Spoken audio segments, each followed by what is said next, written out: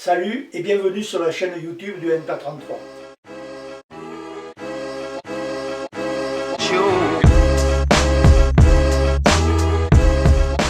Il y a 4 ans, pour notre fête de 2017, nous avions réalisé une exposition sur la situation mondiale dont le titre était « Après 10 ans d'une crise mondialisée, quelle politique pour les travailleurs et les populations ?» Aujourd'hui, 1er mai 2021, la crise n'en finit toujours pas. Quant à la question de quelle politique pour les travailleurs et les peuples, elle est plus que jamais d'actualité. Et pas seulement de façon théorique, elle est posée dans la rue, face aux flics et aux militaires, par la révolte sociale qui explose un peu partout dans le monde depuis maintenant plusieurs années. Mobilisation pour les droits démocratiques, pour le climat, les droits des femmes, contre les violences policières, contre le racisme et les discriminations. Sous des slogans différents, elles sont toutes une réaction à la dégradation de nos conditions de vie. Elles sont aussi l'expression de la conscience dans des millions de cerveaux que ça ne peut que s'accentuer, qu'il n'y a pas d'autre solution pour que les choses changent que de descendre dans la rue, s'affronter aux flics, s'affronter au pouvoir. Pour en revenir à cette exposition de 2017, nous avions essayé d'illustrer l'état du monde d'alors sur le plan économique, sociaux, géopolitiques, écologiques, démocratiques, par ce tableau de 9 photos. Alors aujourd'hui, bien sûr, l'homme le plus riche du monde a changé, il ne s'appelle plus Bill, il s'appelle Jeff. Bill Gates possédait en 2017 72 milliards de dollars. Il en a aujourd'hui 132. Jeff Bezos, patron d'Amazon, est passé, lui, de 42,6 milliards en 2017 à quelque chose comme 200 milliards aujourd'hui. Sa fortune a doublé depuis le début de la pandémie. Il est aussi connu pour s'être opposé récemment à la création d'un syndicat dans un de ses entrepôts aux États-Unis. L'un explique l'autre. A noter d'ailleurs que Bernard Arnault, un de nos fleurons nationaux, comme ils disent, a accédé le 22 avril dernier au second rang des plus riches du monde avec 184 milliards d'euros. En janvier 2020, 90% de la population mondiale, 6,9 milliards de personnes, possédaient moins de la moitié des richesses accaparées par les 1% les plus riches du monde. Depuis, du fait de la pandémie, ça n'a fait que s'aggraver. La moitié de la population mondiale vit avec moins de 5 $ par jour. Et c'est une moyenne qui ne dit rien de la misère dans laquelle sont réduits des millions d'individus. Question chômage, ici, en 2020, le nombre d'inscrits a augmenté de 4,5%. Et beaucoup d'entreprises sont menacées de faillite lorsque le soutien de l'État va disparaître. Bien sûr, le maire a promis d'annuler les dettes de certaines d'entre elles. Il vient d'annoncer le prolongement des prêts garantis par l'État, mais ça ne fera que retarder les échéances. D'après diverses précisions, 63 000 entreprises pourraient fermer d'ici la fin de l'année, 1 million d'emplois supprimés. Je passe sur l'état de guerre permanent. Il faut noter quand même que les dépenses militaires mondiales ont augmenté de 2,5% en 2020, alors que le PIB mondial a chuté de 4,4%.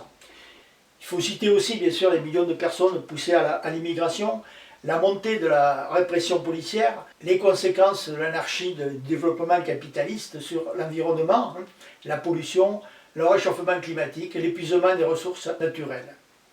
Quant à l'image au centre de la mosaïque, elle faisait référence aux menaces venues de la sphère financière, la spéculation et la dette qui n'ont fait qu'empirer. Rémi nous en parlera dans la deuxième partie. Il manque bien sûr à ce tableau la dernière calamité en date, c'est-à-dire la pandémie de Covid. Cette pandémie, comme Ebola et compagnie, frappe surtout les populations des pays les plus pauvres. On en a un exemple au Brésil, en Inde en ce moment. Contrairement à ce que nous rabâche Macron et compagnie, la pandémie n'est pas la cause première de la situation économique calamiteuse dans laquelle nous sommes actuellement, nous et puis le monde entier. Elle n'est qu'un des dommages collatéraux de la marche à la faillite du capitalisme, mais elle contribue en même temps à l'aggraver. Voir à ce sujet la vidéo réalisée par Christine et Bruno sur notre site. Mais qu'est-ce qu'on entend par faillite du capitalisme? Tout le monde sait que Macron et le maire nous mentent quand ils prétendent que leurs mesures, fric à gogo pour les patrons, offensives contre les populations, vont sauver l'économie et donc les emplois. La réalité, c'est qu'ils assurent la fortune des Arnault et compagnie en nous faisant les poches. Comme si leur volonté politique se résumait à satisfaire l'avidité sans limite de quelques-uns. En fait, les choses sont un peu plus compliquées. Les capitalistes et leur gouvernement auraient en réalité tout intérêt à ce que les mesures qu'ils prennent permettent, tout en assurant leurs profits, de retrouver une croissance nécessaire à assurer la stabilité politique, à assurer la paix sociale, propice aux affaires et à la poursuite tranquille de l'exposition du travail humain. Leur problème est qu'ils n'y arrivent pas, plus exactement qu'ils ne peuvent plus y arriver. Au cours de son histoire, le capitalisme a connu une multitude de crises. Il a jusqu'à présent réussi à s'en remettre par le jeu de ses propres mécanismes de régulation interne et grâce à l'action des mesures budgétaires et monétaires prises par les gouvernements et les banques centrales. Sans oublier bien sûr les méthodes militaires. Tout cela ne fonctionne manifestement plus aujourd'hui. Il est devenu impossible pour le capitalisme, désormais financiarisé et mondial, de maintenir ses profits tout en assurant un minimum sa mission historique, pour reprendre l'expression de Marx. C'est-à-dire assurer à chacun, chaque individu qui vit sur la planète, ses moyens de subsistance, se nourrir, se loger, se soigner, à la mesure bien sûr du niveau de développement des technologies et des sciences. Et ça, il est incapable de le faire. Il ne peut au contraire survivre, maintenir sa domination et ses profits, qu'au prix d'une aggravation de l'exploitation, des destructions et des menaces qui fait planer sur l'humanité. Ces mécanismes de régulation sont devenus inopérants, son métabolisme ne fonctionne plus, il est devenu sénile. Une autre expression de cette faillite est qu'il est incapable de sortir d'une spirale spéculative incontrôlable qui prépare un nouveau krach financier, version XXL. Bon, Rémi va nous en parler maintenant. Les mesures de confinement prises face à la crise sanitaire ont fait entrer l'économie mondiale dans une profonde contraction de l'investissement et de la production dans tous les pays du monde. Elle est bien pire que ce qui s'est passé en 2007-2008 au moment de la grande crise financière des subprimes. Et ses effets sur nos conditions de vie n'ont pas fini de se faire sentir. La reprise rapide de la croissance telle que l'ont espéré certains économistes n'aura pas vraiment lieu. Elle ne sera ni forte ni durable et aucune des solutions proposées qui ne rompent pas en fait vraiment avec le système capitaliste ne le sortiront de cette impasse. Commençons par un rapide retour sur le contexte dans lequel la crise actuelle s'inscrit. La crise économique actuelle s'est d'abord déployée dans l'économie réelle, qui était elle-même déjà dans une situation de stagnation. Ces dernières années, les gouvernements ont redoublé d'efforts pour réduire les impôts des entreprises ou leurs cotisations sociales, en faisant ensuite peser l'effort fiscal sur les travailleurs et les travailleuses via par exemple la TVA. Mais la profitabilité du capital, en fait ce que les investisseurs capitalistes retirent comme profit réel par rapport à leurs investissements, est pourtant restée relativement faible dans la plupart des pays après la crise de 2008. Pour en quelque sorte rester en vie et faire face à la concurrence, les entreprises se sont alors endettées auprès des banques et des marchés financiers. Certaines, que les économistes appellent les entreprises zombies, et dont le nombre n'a fait que croître depuis 2008, seraient déjà en faillite sans cette masse de dettes accumulées. La crise de la Covid-19, en entraînant ces entreprises dans la faillite, avait alors toutes les chances de se transformer en crise du secteur bancaire et financier, dont tous les ingrédients étaient déjà présents avant l'apparition du virus. En effet, quand des entreprises font faillite, cela veut dire qu'elles sont dans l'incapacité de rembourser leurs dettes auprès des banques, ce qui peut mettre ensuite à leur tour les banques elles-mêmes dans la faillite. C'est pour éviter que cela ne se produise que pendant la crise de la Covid-19, les banques centrales, qui ont le pouvoir de créer de la monnaie, ont injecté une quantité énorme de monnaie sur les circuits financiers. Aux États-Unis, par exemple, la croissance de la masse monétaire en circulation a été de 25,8% en 2020, alors qu'elle ne dépassait pas les 7% en moyenne dans la période qui a suivi la crise de 2008. De son côté, la Banque centrale européenne a injecté 1850 milliards d'euros depuis le début de la pandémie. En quelque sorte, on peut dire que les banques centrales ont mis l'économie capitaliste sous perfusion intense. Mais cette politique a fait redécoller rapidement les prix des actifs financiers à des niveaux encore plus hauts qu'avant la crise. Le 1er avril dernier, l'indice boursier américain S&P 500, qui regroupe les valeurs des actions des 500 plus grandes entreprises américaines cotées en bourse, a franchi la barre des 4000 points, un niveau jamais atteint depuis sa création en 1957. Alors voyons un peu de plus près ce qui se passe. Les milliardaires, les banques et les entreprises préfèrent utiliser la masse monétaire que les banques centrales injectent pour jouer dans la sphère financière parce que la rentabilité dans l'économie réelle est faible. Il se produit alors ce qu'on appelle des bulles spéculatives. Les bulles spéculatives touchent des actifs financiers qui renvoient à ce que Karl Marx appelait le capital fictif. Par exemple, les actions, qui sont des titres de propriété des entreprises, sont une forme de capital fictif. Si je détiens une action, je détiens en quelque sorte un morceau de cette entreprise, un morceau de son capital. L'entreprise me verse en échange un dividende, qui correspond à une partie du profit extorqué sur l'exploitation des salariés. L'action donne donc, en quelque sorte, un droit de tirage sur le profit. Lorsqu'une entreprise a besoin d'investir, elle peut émettre ses actions que des banques ou des fonds d'investissement achètent sur le marché dit primaire. En fait, c'est le marché où les entreprises émettent leurs actions dans un premier temps. Et donc, l'argent provenant de cet achat revient donc à l'entreprise qui pourra investir. Mais une fois que cette opération est réalisée, les actions s'échangent ensuite sur le marché dit secondaire. Et leur prix, ce qu'on appelle le cours boursier, peut ensuite varier en fonction du rapport entre l'offre et la demande, sans dépendre directement de la rentabilité du capital qu'elle représente. Le capital fictif peut alors donner l'impression de pouvoir s'auto-valoriser en dehors de la production de valeur réelle dans le processus de production. Il permet dans un premier temps de financer un investissement, puis s'échange comme une marchandise et devient alors dans un second temps le support de la spéculation. On comprend alors pourquoi la fortune des milliardaires a paradoxalement augmenté en 2020. Ce qu'on appelle leur patrimoine ou leur fortune est principalement constitué d'actifs cotés en bourse.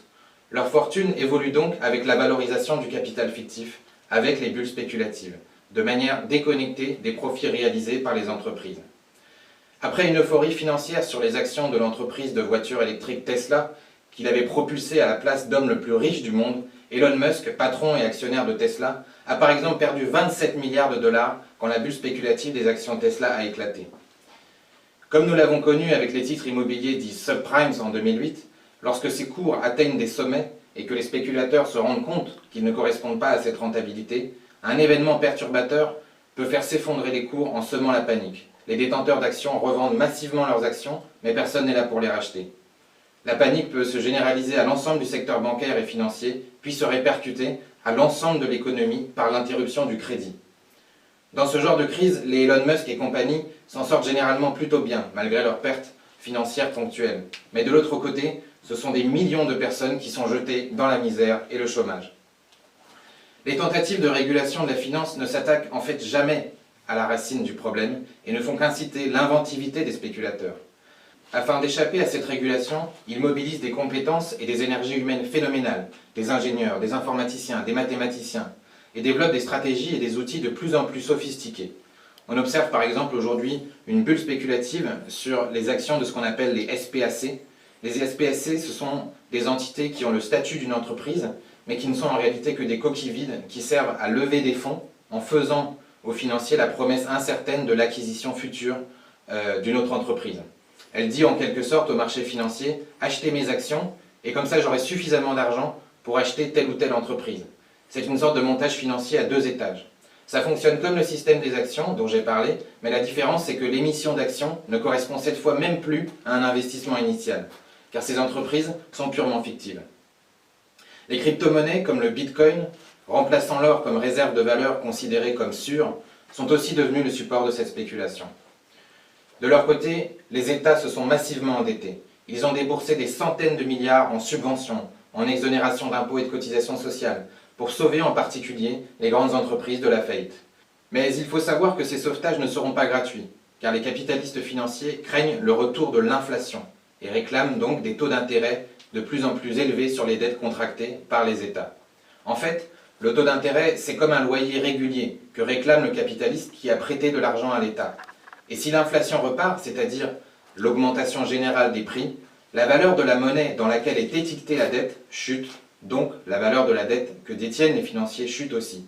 C'est pourquoi quand ils anticipent de l'inflation, ils réclament des taux d'intérêt plus élevés. Si elle se confirme, cette remontée des taux d'intérêt sur la dette, en entraînant une remontée des taux d'intérêt du crédit en général, pourrait ensuite faire éclater les bulles spéculatives dont je parlais tout à l'heure. Ces bulles spéculatives sont justement alimentées par le crédit à taux bas, le crédit à bon marché. Donc si les taux remontent, elles peuvent éclater. En attendant, le gouvernement français se prépare déjà à nous faire payer tout cela. À nous, les salariés, les jeunes, les chômeurs et les chômeuses. Il a mis en place une commission d'experts pour la gestion future des finances publiques, composée d'une ancienne présidente du MEDEF, une économiste ancienne conseillère d'Angela Merkel, et une ancienne ministre de la Santé responsable d'au moins 15 000 suppressions de lits dans les hôpitaux. Ça donne quand même tout de suite la couleur de ce qui nous prépare. Face à ça, les politiciens et les figures de la gauche institutionnelle proposent toute une série de fausses solutions, qui là encore ne s'attaquent pas à la racine du problème.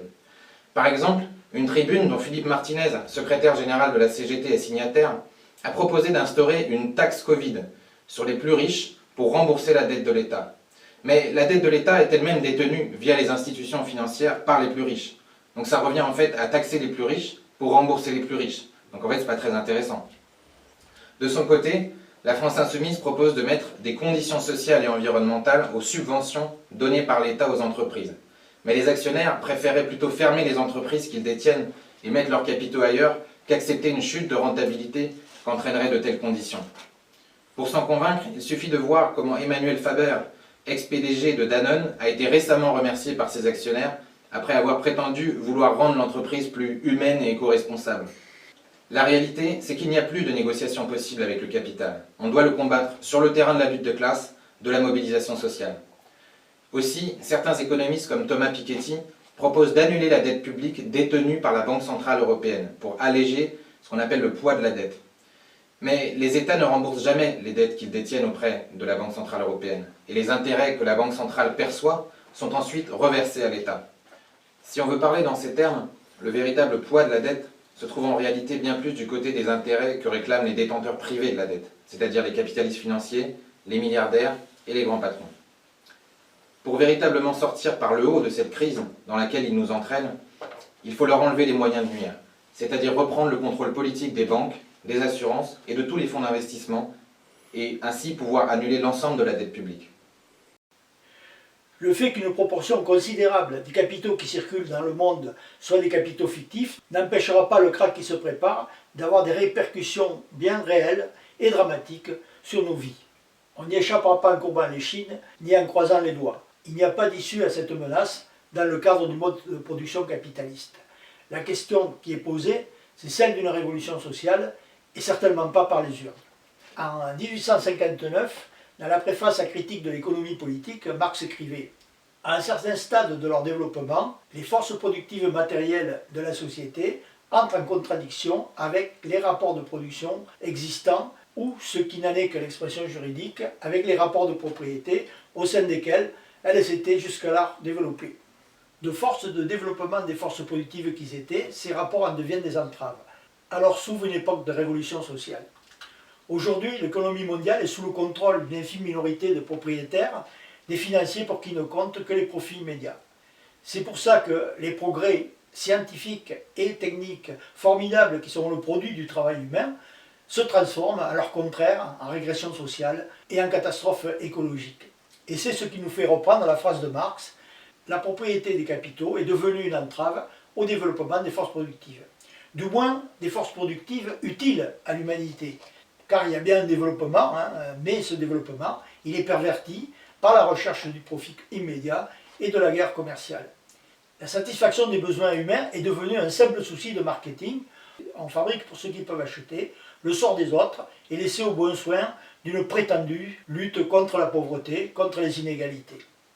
Quand Marx disait qu'une telle situation ouvre une époque de révolution sociale, ce n'est pas qu'il prenait ses désirs pour des réalités. Il tirait cette conclusion en fait de l'étude de l'histoire des civilisations et en particulier du fait que le capitalisme, il s'était d'abord développé au sein de la société féodale et ce développement à un moment donné avait fini par se heurter aux limites légales que lui imposait la société féodale et c'est ça qui avait débouché sur une révolution.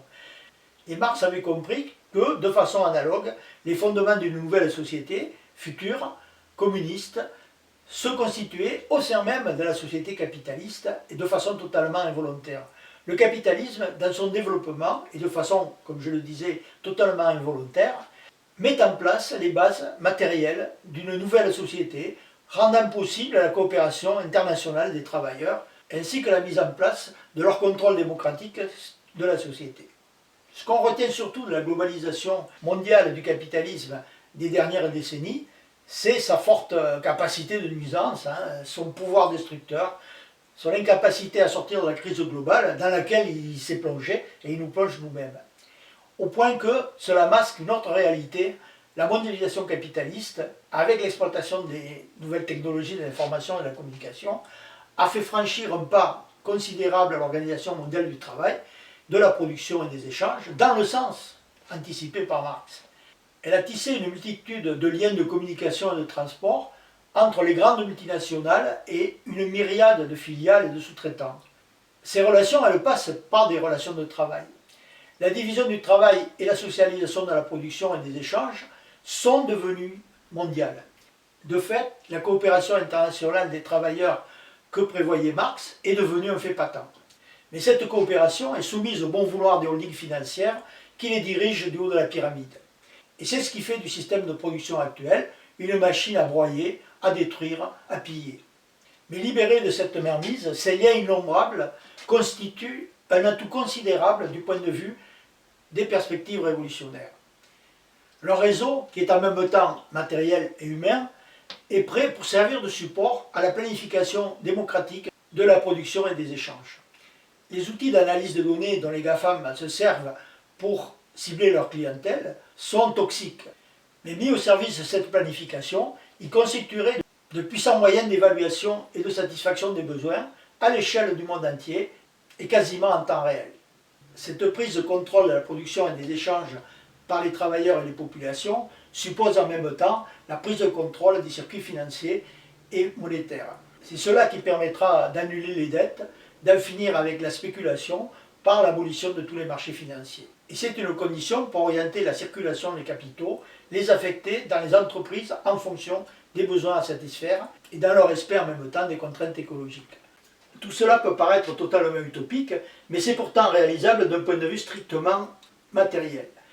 Les collectifs de travail qui font fonctionner l'ensemble de la structure de production et d'échange mondial se plient actuellement aux exigences de leurs patrons. Mais rien n'empêche, techniquement, qu'ils se mettent à leur compte, qu'ils mettent l'outil de production qu'ils contrôlent à disposition de la collectivité. Franchir ce pas, c'est socialiser les entreprises, les multinationales, industrielles et financières, après en avoir exproprié les patrons. Ça suppose une rupture profonde avec l'idéologie dominante, une telle avancée de la conscience de classe que c'est ça qui nous paraît totalement irréaliste. En fait, ce qui est totalement irréaliste, c'est croire qu'on pourrait échapper à cette nécessité, à cette révolution. Et puis cette évolution dans les consciences, elle est déjà en route. Je l'ai évoqué au début, le capitalisme mondialisé, il a créé la mondialisation de la révolte. Elle a commencé dans les années 2010, avec le printemps arabe, les indignés en Grèce, en Espagne, aux États-Unis, et même y compris. Elle a connu une recrudescence en 2019, et elle se poursuit aujourd'hui, confrontée parfois à des répressions féroces, à l'exemple par exemple de ce qui se passe en Birmanie aujourd'hui. Les exigences sont diverses, mais toutes désignent un même responsable, le capitalisme, le pouvoir destructeur de la finance et des 1%. C'est un front international du refus de l'existant, un front des exigences de notre futur. Ce front, il est porteur de l'idée que le capitalisme a fait son temps, que ça ne peut plus durer comme ça, qu'il faut que ça change. Et il constitue en même temps la seule force matériellement capable de mener à bien les changements nécessaires sur le terrain révolutionnaire. À nous, militants révolutionnaires, de l'aider à prendre conscience de cette force, à se donner pour objectif la seule mesure capable de changer le monde, prendre collectivement, démocratiquement, le contrôle économique et politique de la société.